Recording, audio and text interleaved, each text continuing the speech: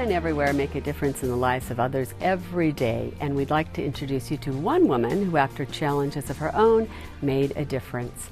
After being in a difficult marriage for 17 years, Bridget Cook not only found her own voice, but helps others find theirs. She's an accomplished author and speaker. She's also a trucking business company owner in a predominantly male field. So, Bridget, thank you so much for joining us and being here to share your story.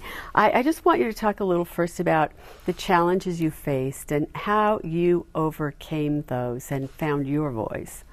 Well, it's rather interesting. I think the biggest part of it was to recognize that there was worth there. And I know a lot of women that I speak with that they sometimes have difficulty recognizing that there is something of worth inside of them, that they have something to give the world. And a lot of times as women we have a tendency to play small.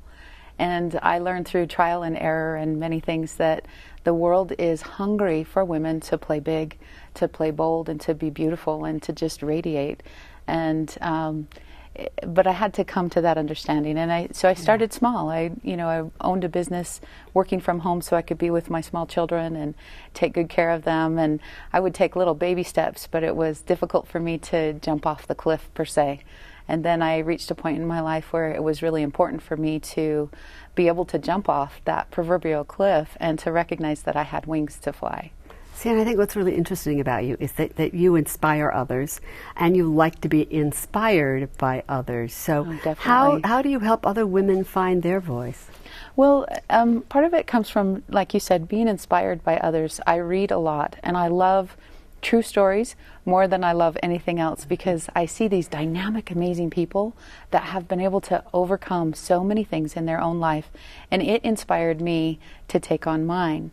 And so every person that I've had the opportunity to interview, Melissa G. Moore, who was the daughter of a serial killer, I wrote a book about what she was able to do to overcome that and to recognize that she had something of value to give the world, despite where she had come from, despite her father's flaws and his issues. She decided to blossom instead.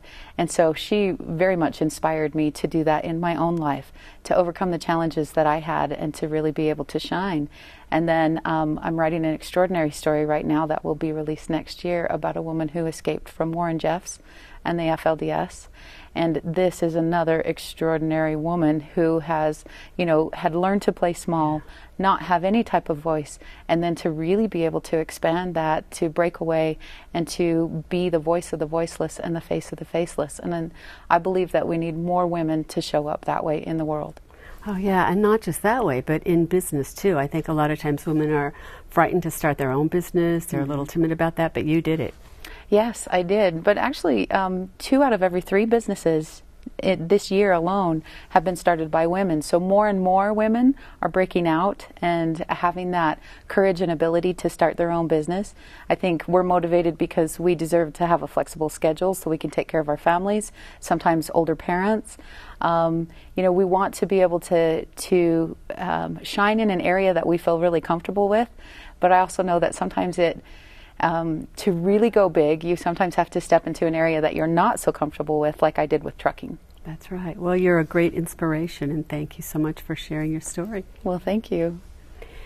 Everyday women overcoming extraordinary challenges remind us that we all have the potential to realize our dreams.